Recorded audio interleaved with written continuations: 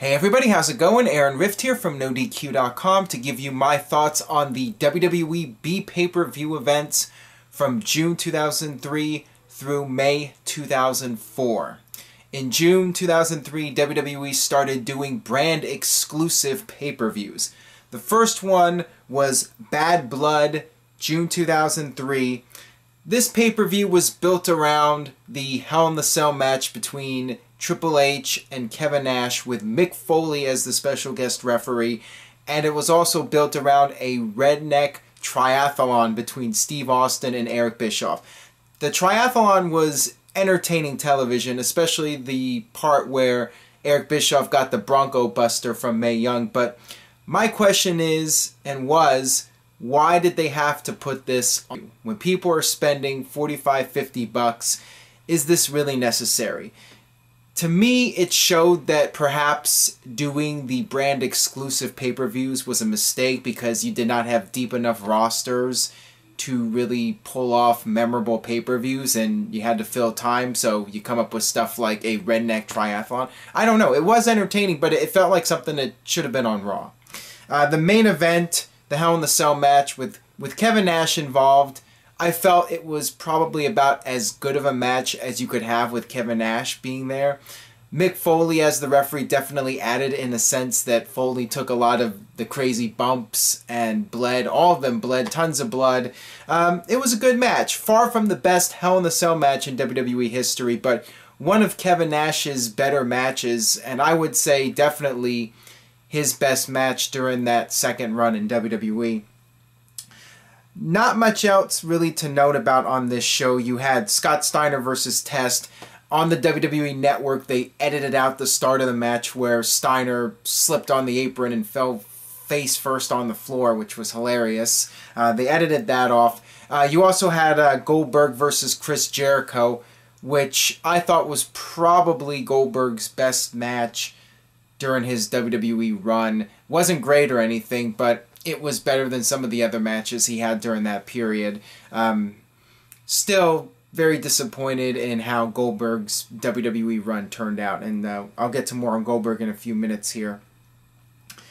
Next up, we have the first SmackDown exclusive pay-per-view, which was Vengeance in July. This was a really strong show. You had some really good matches, and you also had some character and storyline driven matches, which were also entertaining. From top to bottom, this was one of the better WWE pay-per-views of this period. The show kicked off on a high note. U.S. title tournament finals, Eddie Guerrero versus Chris Benoit, really good match. Also the tag team title match with the world's greatest tag team against Billy Kidman and Rey Mysterio, really strong match. I thought that was a lot of fun.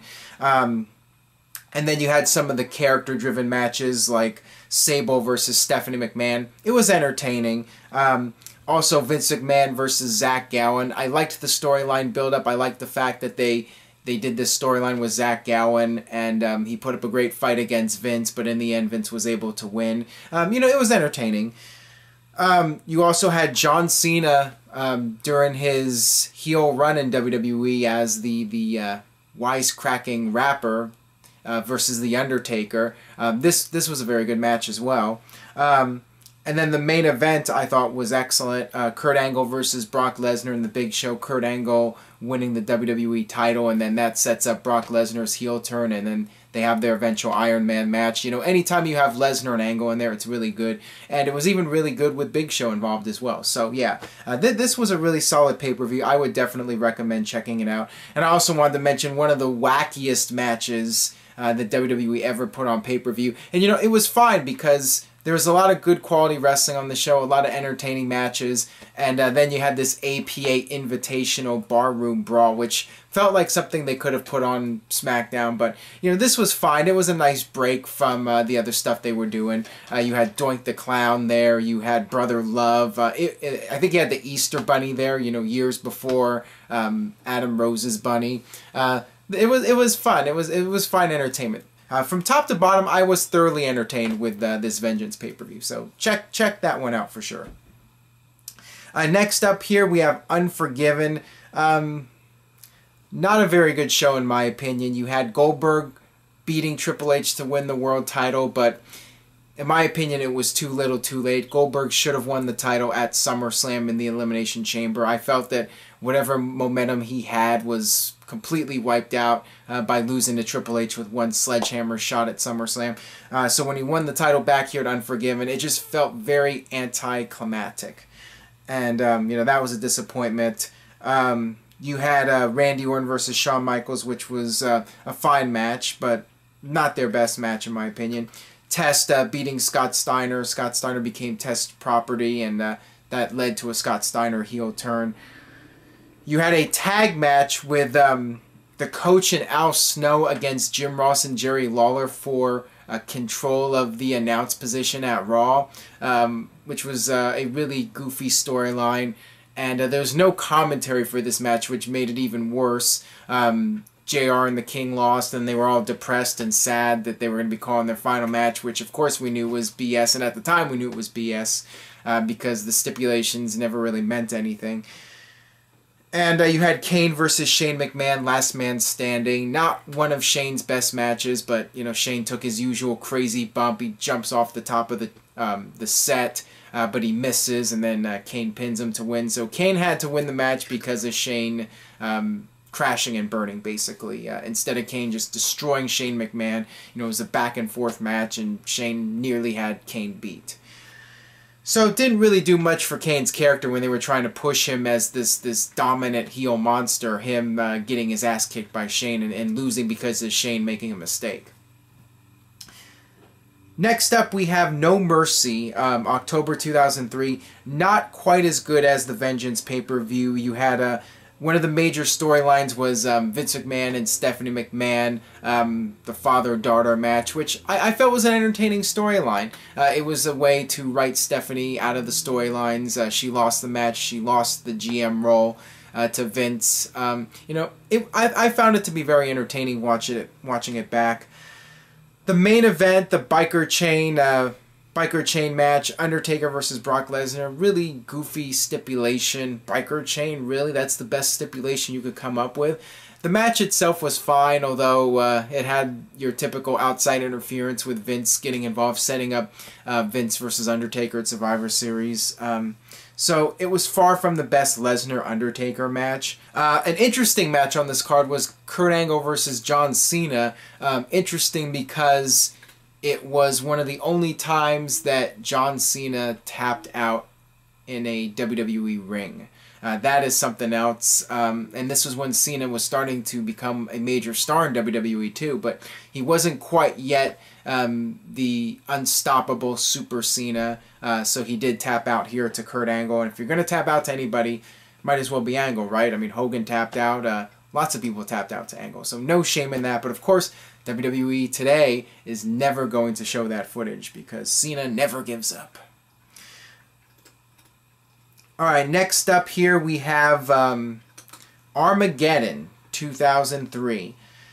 Yet another weak Raw pay-per-view.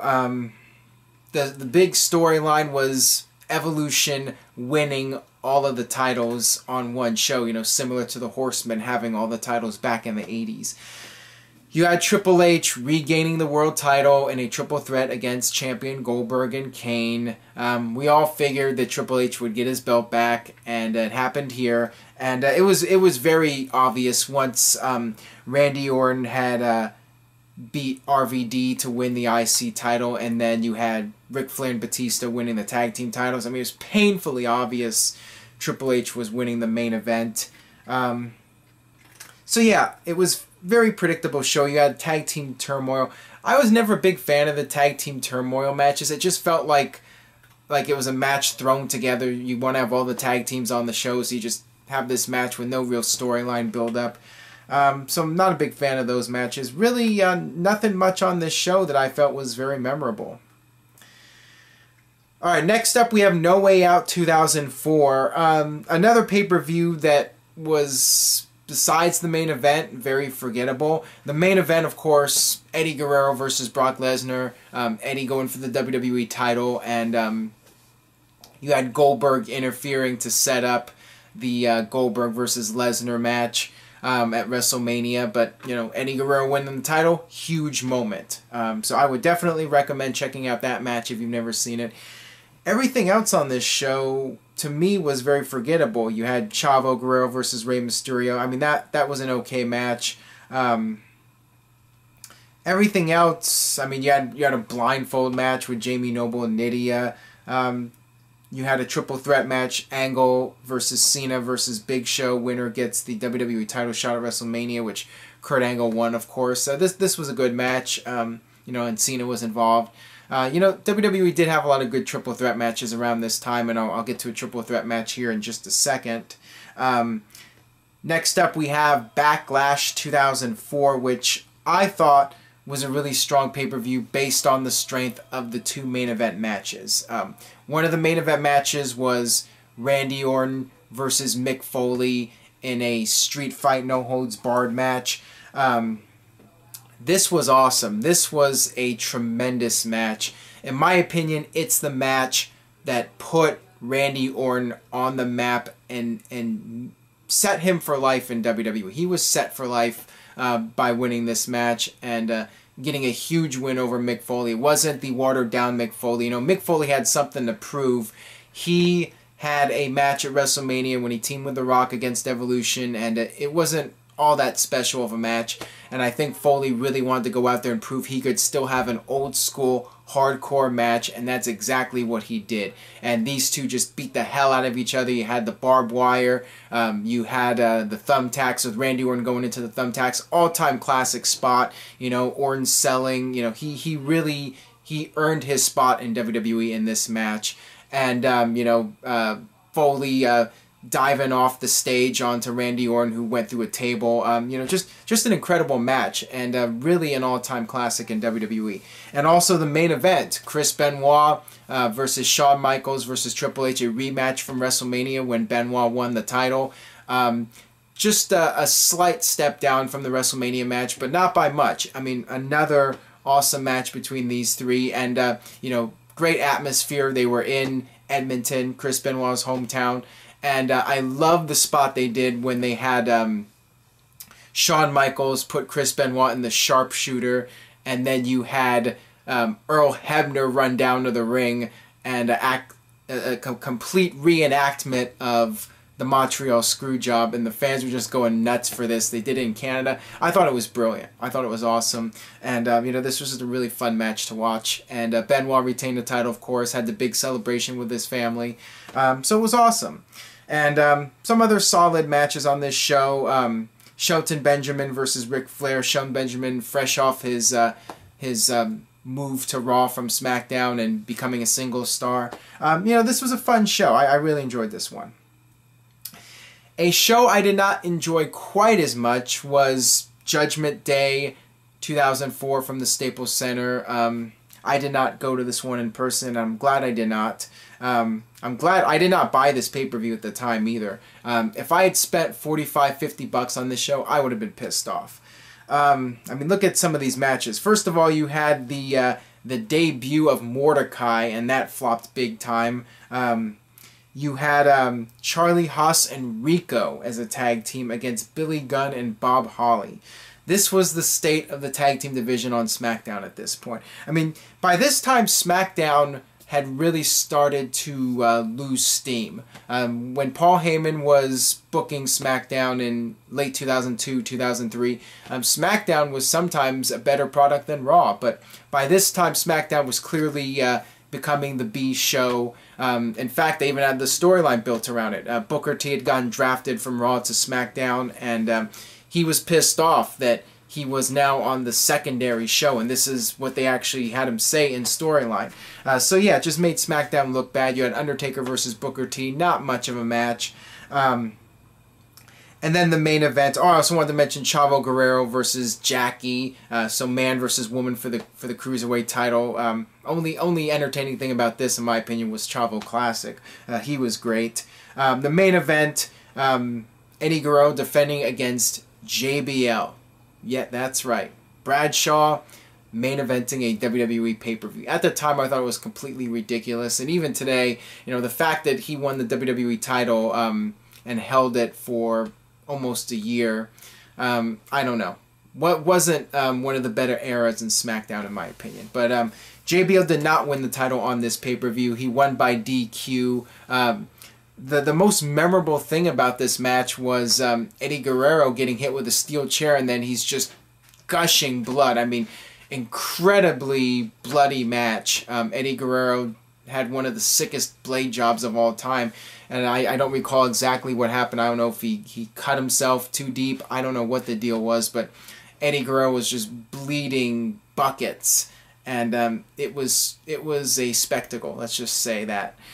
So I would recommend the match just because of that. But JBL in the main event, wasn't a big fan of it, and looking back, still not a big fan of it. So yeah, this was a really disappointing pay-per-view overall. So that'll do it for my thoughts on the B pay-per-views from June 2003 through May 2004. Leave a comment. Let me know what you think. What were your favorite matches and moments from these pay-per-views? Let me know. And stay tuned to NoDQ.com for the very latest in WWE and TNA and the world of wrestling in general. Thanks for watching.